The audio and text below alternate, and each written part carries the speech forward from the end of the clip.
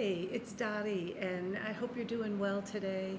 If you haven't seen a video of me before here, I know you're one of my subscribers. I send videos from time to time. Can't believe I'm going to be 65, and I have a 33-year-old son, Dylan, with autism, pretty um, fairly significant needs within his autism. And let me apologize first because we're having a major storm outside, so I hope you can hear me in this um, video. But I wanted to send a video today about something is called Foreboding Joy. So Foreboding Joy, and I want to relate it to something that's happening in my world right now. I hear from a lot of moms. I coach families and dads and caregivers, but mostly moms who have adult children with developmental disabilities, all kinds of disabilities. And sometimes I think that moms and families have a sense that I've got it all together. I know exactly what to do. I've got all these practices. And yes, I've got all the practices. I've been working at kind of managing my mind around my concern about my son for, it's got to be about 8 or 9 years now. But I think that there's a sense that some families think and some moms think that, I've got it together and they don't. And nothing could be farther than the truth. So I just want to talk about that right now as it's happening in my life. So Dylan, our choice, this is the way he's living his life. He lives about 20 minutes away from us in a very small, older condominium.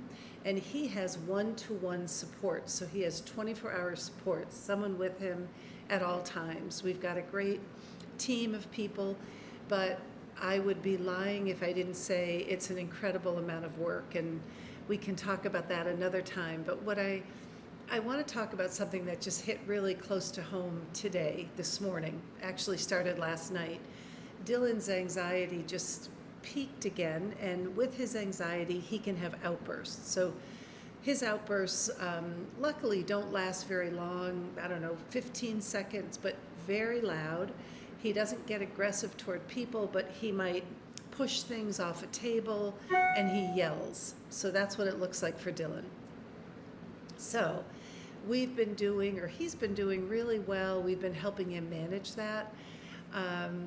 But it would be too long in this video to go into all the details, but suffice it to say that his outbursts are increasing lately. So I've been working with the team lead, a person who helps me with Dylan and the team to try to kind of figure it out. And we are just at a loss. We've changed all sorts of things. But last night, Dylan called me, and he can't dial or press numbers. He FaceTimes me. So he FaceTimed me several times, which isn't always a good thing. I'm always happy to hear from him, but it usually means he's really anxious. So he FaceTimed me one after the other. We talk for a minute or so, and then he'd FaceTime me again.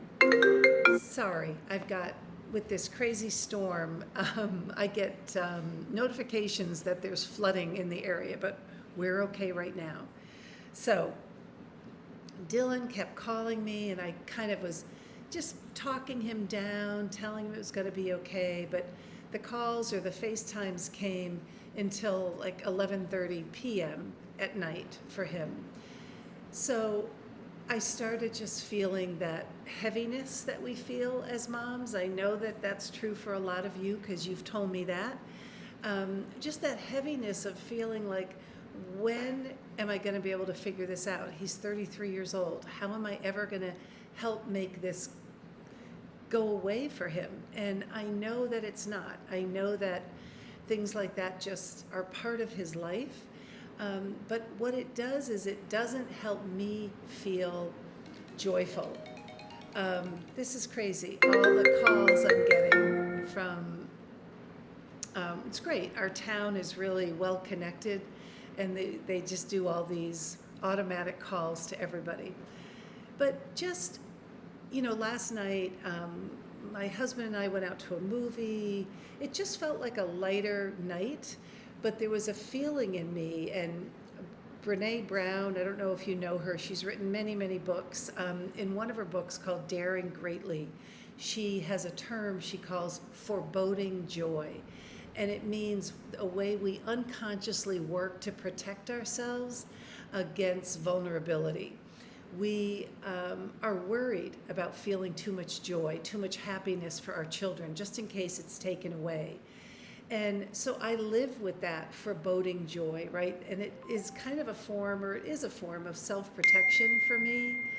So I want to just leave that here for you to especially let the moms know that I hear from who think that, oh, I've got it all figured out on my end. I don't.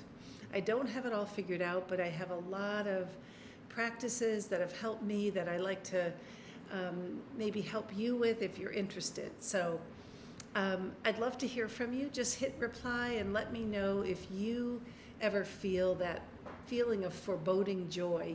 You want to feel joyful, but you're worried about it, just because we don't want to feel any future pain. So hope you're well, hope your child is well, and we'll talk soon. Take care.